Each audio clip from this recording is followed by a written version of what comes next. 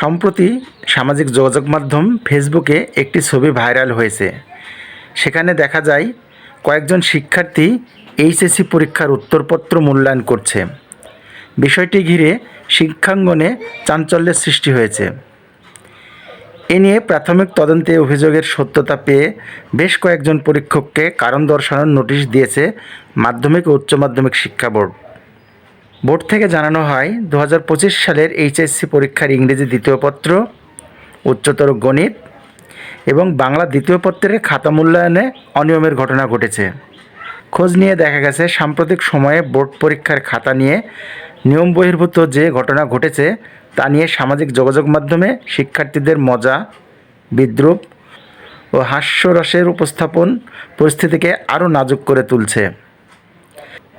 TikTok, Facebook ও Instagram ঘাঁটলেই দেখা যাচ্ছে খাতা কাটছেন শিক্ষার্থীরাই, কেউ আবার খাতা হাতে বসে খিচুড়ি, লুচি, পরোটা খাচ্ছেন।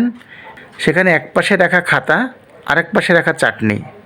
সামাজিক যোগাযোগ মাধ্যমে ছড়িয়ে পড়া ভিডিওতে দেখা যায় শিক্ষার্থীরা নিজেরাই খাতায় ওএমআর অংশ অর্থাৎ বৃত্ত পূরণ করছে।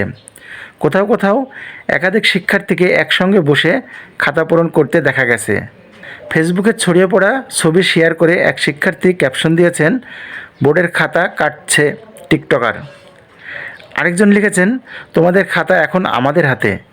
কেউ কেউ আবার ফল নিয়েও মজা করে লিখেছেন, কে ভাই এটা 92 পাইছে।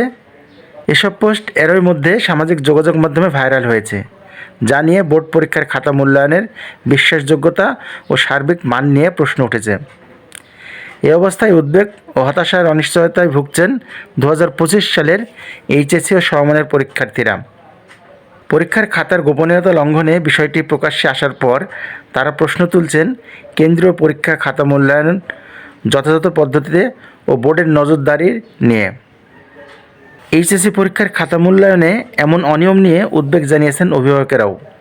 এই সমস্যার সমাধানে বোর্ডগুলো মনিটরিং জোরদার করতে হবে। খাতা কোন শিক্ষক নিচ্ছেন, কে মূল্যায়ন করছেন সেটা একটি ডিজিটাল ট্র্যাকিং সিস্টেম রাখতে হবে। মূল্যায়নের পর 5 থেকে 10% খাতা রিভিউ করার একটি স্বতন্ত্র টিম থাকতে হবে। প্রয়োজনে একটি র্যান্ডম অডিট ব্যবস্থা চালু করতে হবে, যেখানে বাছাই করা খাতা দ্বিতীয়বার মূল্যায়ন হবে।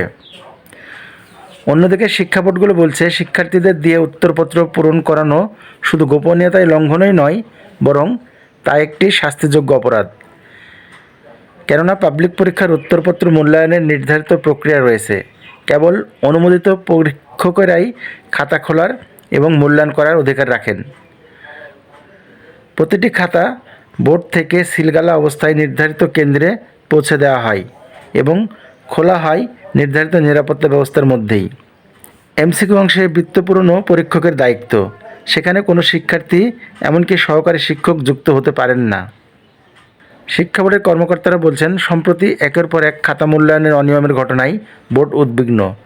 আগে কয়েকটি অনিয়মের ঘটনায় জড়িত বিরুদ্ধে ব্যবস্থা নেওয়া হয়েছিল।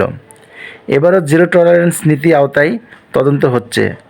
চিহ্নিত অপরাধীদের বিরুদ্ধে বিভাগীয় ব্যবস্থা, চাকরিচ্যুত কিংবা স্থায়ীভাবে খাতা মূল্যায়নের দায়িত্ব থেকে বাদ দেওয়ার মতো শাস্তিমূলক ব্যবস্থা নেওয়া হতে পারে। যাই হোক, এই সমস্ত টিকটকার যদি পরীক্ষার্থীদের খাতা দেখে, তাহলে পরীক্ষার্থীদের ভবিষ্যৎ আসলেও অন্ধকারের দিকে দিনে দিনে চলে যাচ্ছে। এই সমস্যা উত্তরণের সঠিক সমাধান চাই সকলেই।